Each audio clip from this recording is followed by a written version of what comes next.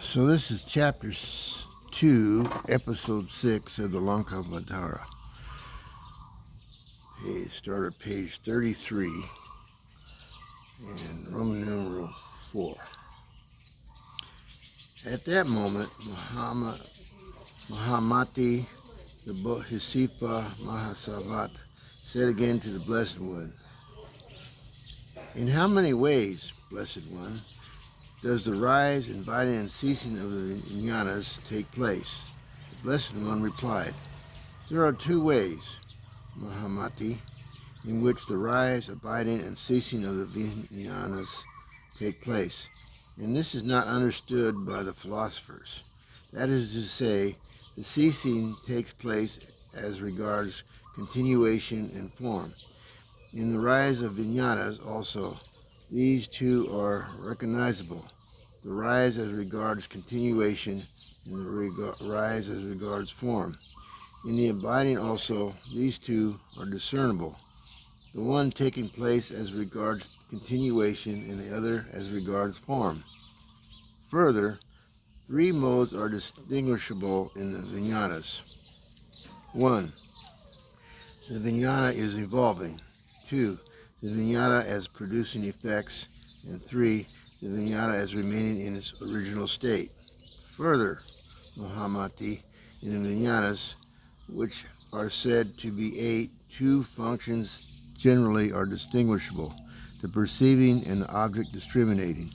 As a mirror reflects forms, Mahamati, the perceiving jnana perceives objects. Footnote 1. Anything that produces an effect. 2. A class of deities.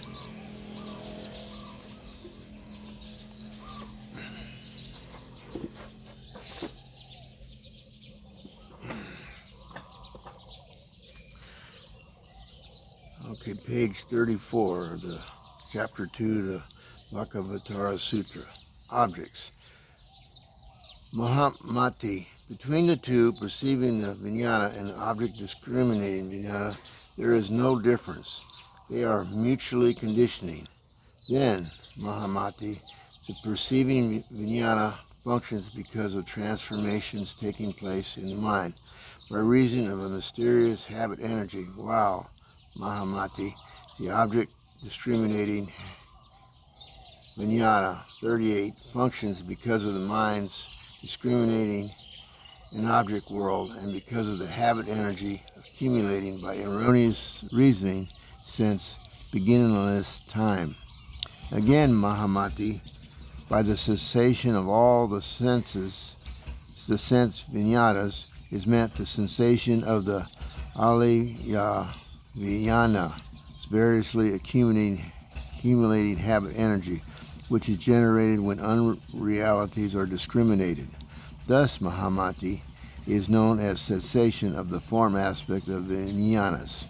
Again, Mahamati, the cessation of the continuation aspect of the jnanas takes place in this wise. That is to say, Mahamati, when both which supports the jnanas and that which is comprehended by the jnanas cease to function. By that which supports the jnanas is meant the habit energy or memory, which has been accumulated by erroneous reasoning since beginningless time, and by that which is comprehended by the jnanas is meant the objective world perceived and discriminated by the jnanas, which is, however, no more than mind itself. Mahamati, it is like a lump of clay and the particles of dust making up its substance. They are neither different nor non-different. Again, it is like gold and various ornaments made of it. If, Mahamati, the lump of clay is different from its particles of dust, no lump will ever come out of them. But as it comes out of them, it is not different from the particles of dust. Again, there is no difference between the 2. The lump will be indistinguishable from its particles. Even so, Mahamati, if the involving vijnana are different from the alaya, even in its original form, the alaya cannot be their cause. Again, if they are not different, the succession of evolving vijnanas will mean the cessation of the ala vijnana. There is no cessation of its original form. Therefore, Mahamati, what ceases to function is not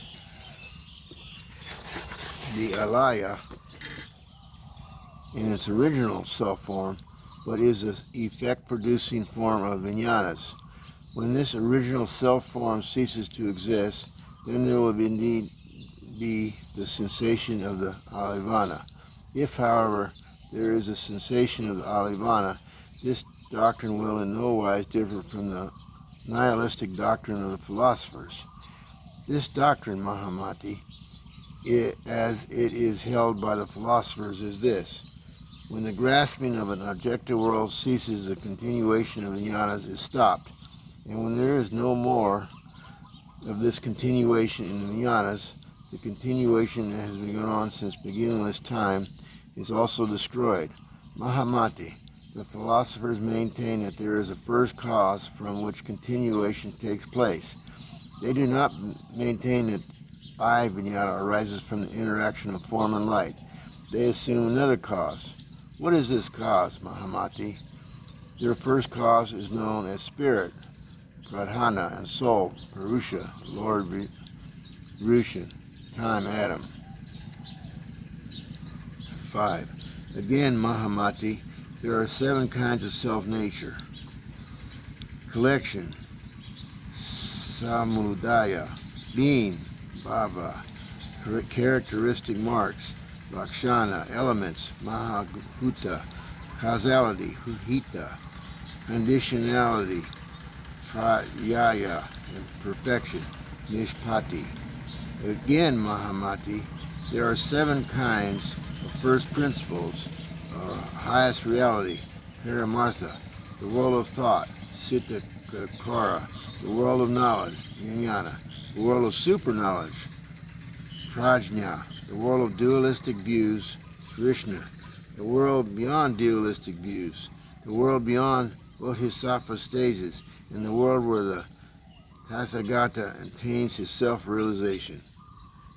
Footnote 1. What is exactly meant by these concepts regarding a self-nature, sabhava, is difficult to define as far as the Lankavatara is concerned. Footnote 2. These 7 principles or realities are not explained in the text, but we can say they are so many kinds of paramartha, as in the case of sabhava, so considered by different schools of philosophers or Buddhists. Okay, that's going to be the lesson for today.